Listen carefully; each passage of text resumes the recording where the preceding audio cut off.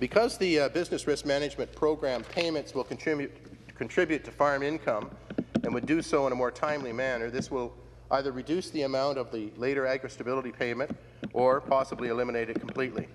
Agri-stability would remain a national program, but it would be more of a last resort program to kick in for a really bad year, which sees a serious drop in farms' income.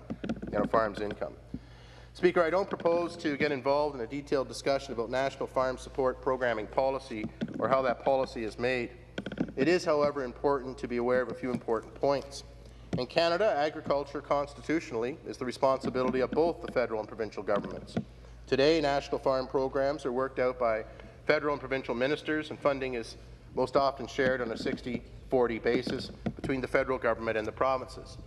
Policy and program development is usually led by the federal government and those provinces with a larger stake in their agricultural sectors. But we need to realize that this is a consensus-driven process. And because of that, it's entirely possible for that process to be slow.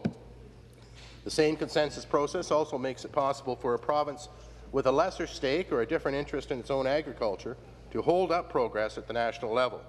Ontario, however, has a large stake in agriculture, in fact the largest. For us, waiting in this case is counterproductive. Speaker, regardless of the reason for slow progress on the national front, it is not necessary for Ontario to wait for a national consensus agreement. Legally and constitutionally, we can quite easily proceed on our own, either with a standalone provincial program such as Quebec's ASRA, or by announcing that we will fund our 40% share immediately of a future or potential national program.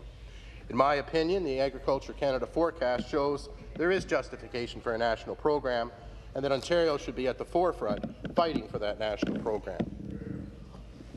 But if that's not going to be the case, if some provinces feel it's not right for them, or if the federal government has other priorities, then we should be making plans to proceed on our own.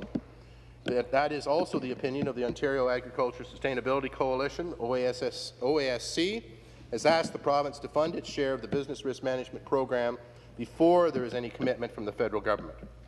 Farmers would also pay their premium to match the provincial share, and of course the payment farmers receive will only be 40% of the total provided for by the program model. It's important to recognize that our farmers strongly believe that this 40% will be an improvement over what is actually currently in place. It can provide some of the relief and some of the confidence that is needed.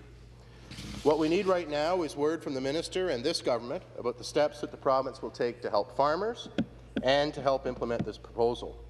I would hope that the government will support both my resolution and the Ontario Agriculture Sustainability Coalition proposal.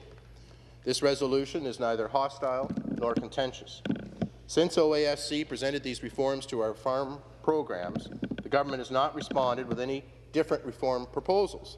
So I would hope that OASC's reforms are being looked at favourably.